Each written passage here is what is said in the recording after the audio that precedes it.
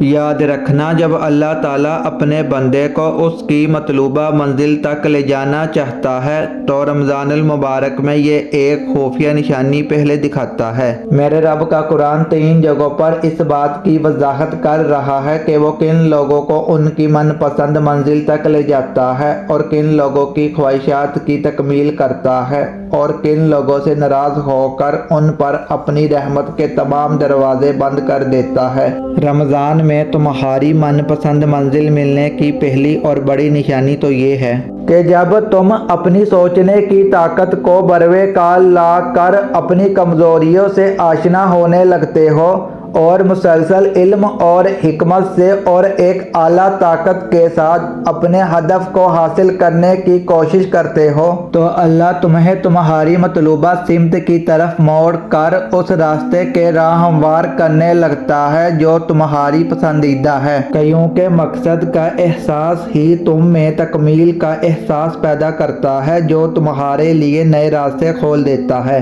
اور پھر وہ رحمان تمہیں ایسے ناممکن وسیلوں سے عطا کرتا ہے کہ جس کا تم گمان بھی نہ رکھتے ہو۔ اللہ قرآن میں خود تم سے مخاطب ہے، اے میرے بندے، بے شک تمہارے رب کی نظر میں کچھ غائب نہیں، وہ تمہارے ساتھ ہے اور عن قریب وہ تمہیں بہترین راہ دکھائے گا۔ اگر تم چاہتے ہو کہ اللہ جلد تمہیں تمہاری مطلوبہ منزل تک لے جائے تو ایک بات ذہن نشین کر لو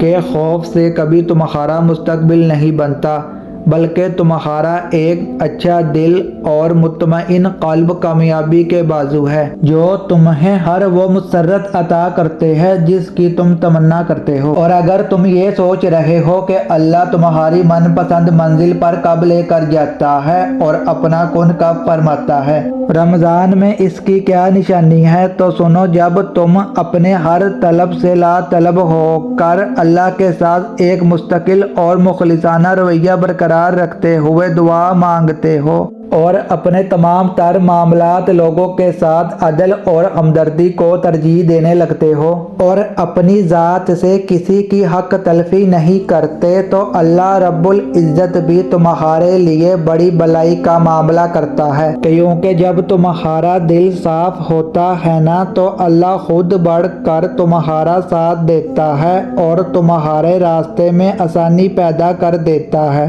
اور ایک وقت ایسا ضرور آتا ہے کہ دعا تو بہت دور کی بات، انسان صرف سوچتا ہے اور اللہ نواز دیتا ہے۔ اگر آپ چاہتے ہیں کہ آپ کو مفید اور سچی تعلیمات روزانہ ملے جس سے آپ کی آخرت بھی سنور جائے تو ہمارے پیج کو لائک اور سبسکرائب لازم کریں۔ شکریہ۔